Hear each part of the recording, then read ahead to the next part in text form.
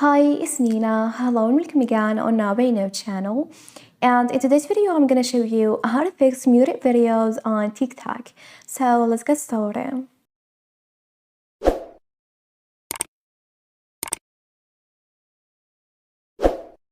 Well, if you're getting a message like this, where your video was set to private or mute, then it might be because you're using a sound that doesn't have a copyright through TikTok. So when you upload videos on TikTok, make sure the sound have copyright with TikTok. However, if you want to use that sound, I'm going to show you how. Well, the first thing that you have to do is to delete the muted video. Then after deleting the video, tap on the plus icon at the bottom to re-upload the video.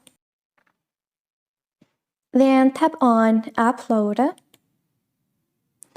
And here, choose the same video, for example, this one. Then tap on next. And from here, you can edit your video by adding text, stickers, effects, and so on and so forth. So after editing your video, tap on add sound. And from here, choose a random song.